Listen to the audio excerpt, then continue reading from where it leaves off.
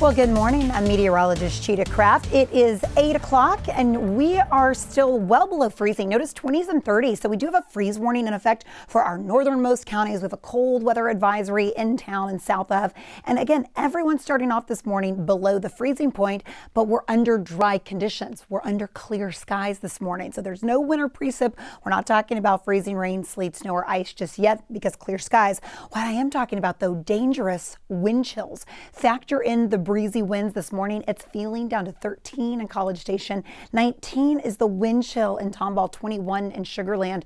So anyone planning to head out maybe to an MLK Day parade at 9 or 10 o'clock this morning, wind chills are still going to be in the 20s. You want to try to limit any exposed skin, really dress in layers, bundle up. It is a very cold start to your Monday morning. With that being said, we are dry. Notice some of the clouds that are in place. Still sunny skies going to take us through much of the day today.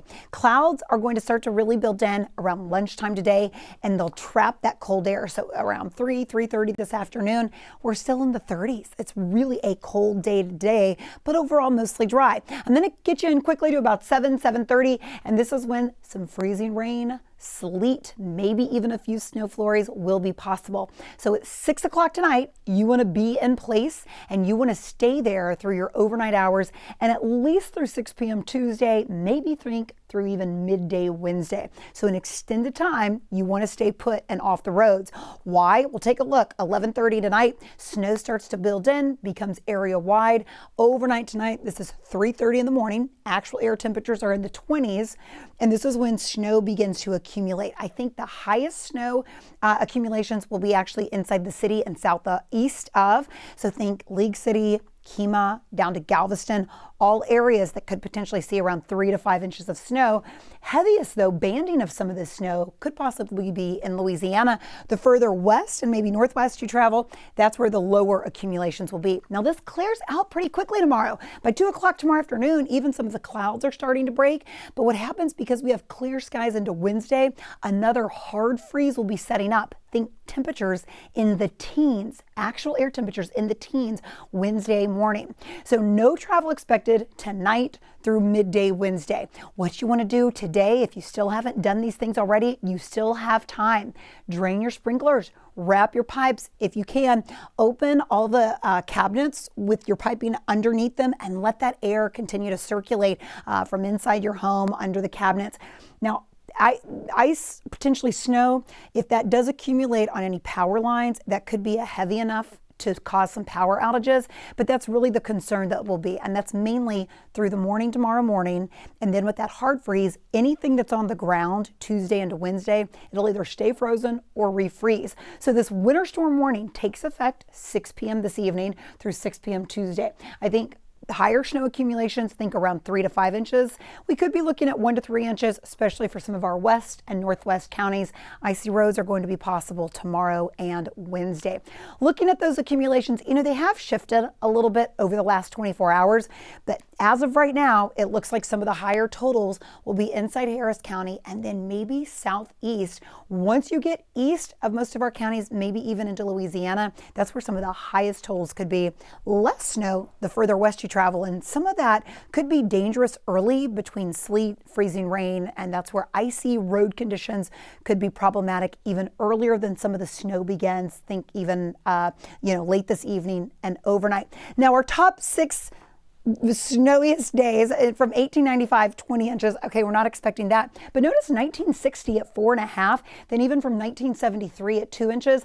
I think when all is said and done with the snow accumulation, we're going to come right in, maybe in the top 5. We will see. Weather impact alert has been issued tomorrow and Wednesday. The reason Wednesday we have a weather impact alert is because look at these morning temperatures, dangerously cold temperatures. And that's not even talking about the feels like or the wind chill. 16 Wednesday morning. So anything frozen on Tuesday will stay frozen or refreeze getting into Wednesday morning. Not until about midday, I think we're going to have a better assessment on how the roads are doing, what we could expect getting into Wednesday evening. And then again for Thursday and Friday, temperatures are going to build to where they should be, especially by the upcoming weekend. So what you need to do tonight, get to the spot that you're going to be at least through Tuesday evening and then overnight into Wednesday. Jen, you know, we're trying to tell everybody, if they can, stay off the roads. It just makes it a lot easier for our city officials, for our city to kind of operate and get what they need to get done. Exactly. We want to prep people today for anyone who has to be on the roads tomorrow. That includes checking your tire pressure. That's a good thing to do on any given day, but especially when we have severe weather. Check the tire tread depth, take your car in to rotate tires. That would be anything to do with your mechanics should be done today. Of course, replace the tires that are 6 years or older. According to AAA, that is our best advice. As far as emergency kits, make sure that you have a flashlight in your car, jumper cables, warm gloves, clothes, blankets for all passengers in a vehicle, first aid kit, drinking water and food is advised, that car charger for your cell phones. All of this is just preventative measures in case you do get stranded. This morning, TxDOT crews, city officials as well, our city crews are still out there de-icing the roads, so please slow down when you see them pre-treating the roads. Give them space. They are going in a very slow fashion. We only have a couple of slow conditions out there. East Sam Houston Tollway right at the bridge, a little bit of traffic up on the North Sam Houston Tollway, and that is about it. So if you are headed to the MLK parades, you won't really see much traffic out there. Right now, I did see emergency crews blocking a left lane at the bridge, but it looks like they have recently departed, so some of that traffic might ease up just a little bit on East Sam Houston Tollway. And this is the North Beltway. The overpass connecting you from the North Belt to IAH is free and clear, but it's overpasses like this that will be very tricky, if not completely impassable tomorrow, just depending on icy conditions. Now tomorrow, looking ahead at winter weather, you'll want to prepare by turning on those headlights. This is for like emergency personnel who have to be out on roads. We're going to ask everybody else to stay home. Reduce your speeds, leave plenty of car links between you and that next vehicle. Gently brake to avoid skidding. Certainly don't use your cruise control. Beware of any icy spots if at all possible, and that's why we ask that you slow your speeds because it is hard to tell.